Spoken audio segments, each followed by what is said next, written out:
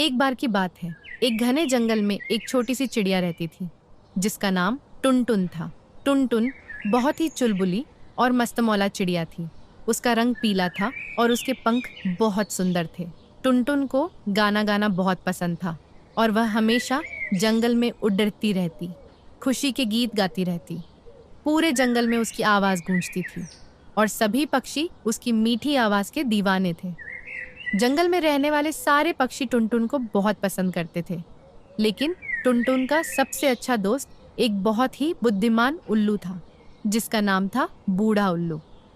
बूढ़ा उल्लू हमेशा टुनटुन को जीवन के बारे में अच्छे पाठ पढ़ाता रहता था और उसे समझाता था कि कभी कभी चुप रहना और ध्यान से सोचना जरूरी होता है। लेकिन टुनटुन हमेशा खुश और उत्साही रहती थी और उसके लिए बूढ़े उल्लू के शब्द ज्यादा मायने नहीं रखते थे। एक दिन टुनटुन ने सोचा कि वह और अधिक ऊंची उड़ान भर सकती है और वह जंगल के सबसे ऊंचे पहाड़ की चोटी तक उड़ने का निश्चय करती है। बूढ़े उल्लू ने उसे चेतावनी दी, तुम्हें ध्यान रखना होगा कि वहाँ हवा बहुत तेज होगी, तुम्हें बहुत सतर्क रहना चाहिए। लेकिन टुनटुन अपनी इच्छा पर अड़ी रही और बोली, मैं तो हर हालत में वहाँ जाऊंगी। अगले दिन टुनटुन ने अपनी यात्रा शुरू कर दी। वह धीरे धीरे पहाड़ की ओर उड़ने लगी और जब वह पहाड़ के करीब पहुंची तो हवा बहुत तेज हो गई। टुनटुन को बहुत मुश्किल हो रही थी, लेकिन वह हार नहीं मानी।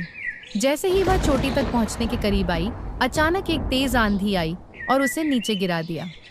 टुनटुन गिरते हुए एक पेड़ की शाखा पर जा पड़ी और उसका पंख थोड़ा टूट गया। वह डर और दुख के साथ वहीं बैठी रही। टुनटुन को अपनी गलती का एहसास हुआ।